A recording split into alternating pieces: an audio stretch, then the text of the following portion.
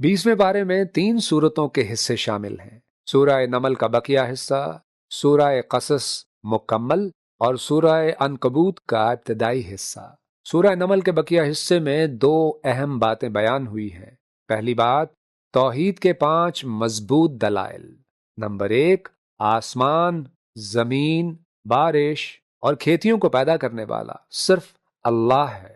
Number 2, जमीन का निजाम, नहरें, पहाड़ और समंदरों का इंतजाम वही चलाता है।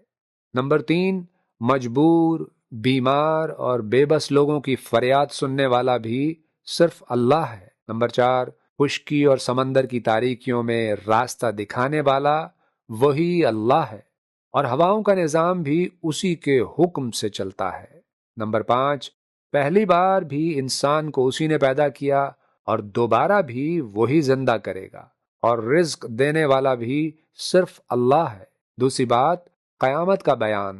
इस हिस्से में क़यामत के हौलनाक और इबरतनाक मनाजिर बयान किए गए हैं। फरमाया, क़यामत के दिन जब सूर फूंका जाएगा तो पूरी कायनात का निज़ाम बदल जाएगा। तमाम इंसान अपनी कब्रों से उठाकर हिसाब के लिए अल्लाह के हुजूर जमा किए जाएंगे। अब आगे सूरह कसस शुरू हो रही है।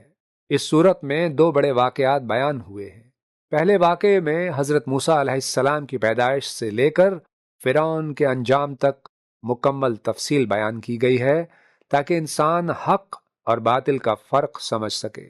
और दूसरे वाक़े में हज़रत मूसा अलैहिस्सलाम और क़ारून का किस्सा बयान हुआ है। क़ारून एक मालदार मगर मगरूर शख्स था। उसके तकब्बुर और नाशुक्री की वजह से अल्लाह ने उसे उसके खजानों समेत जमीन में धंसा दिया। इस वाक़े से ये सबक मिलता है कि माल और दौलत की वजह से इंसान को गुरूर में मुब्तला नहीं होना चाहिए। अब आगे सूरह अनकबूत शुरू हो रही है। सूरह अनकबूत के इब्तदाई हिस्से में 3 बुनियादी मज़ामीन बयान हुए हैं।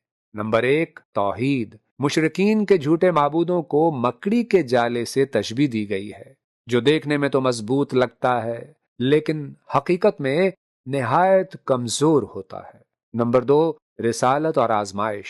फरमाया कि अल्लाह के रास्ते में आजमाइशें जरूर आती हैं। अंबियाए किराम के वाकयात के जरिए बताया गया है कि ईमान वालों को मुश्किलात में सब्र करना चाहिए। नंबर 3, कयामत का जिक्र।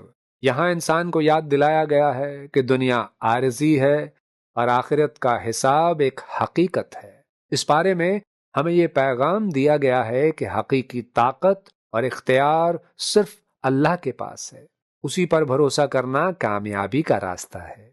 ऐ अल्लाह, हमें सच्चा ईमान, सब्र और अपनी जात पर कामिल भरोसा अता फरमा। आमीन। न सिर्फ कीजिए तिलावत दिन और रात, पढ़ना है अब तर्जुमा भी साथ साथ।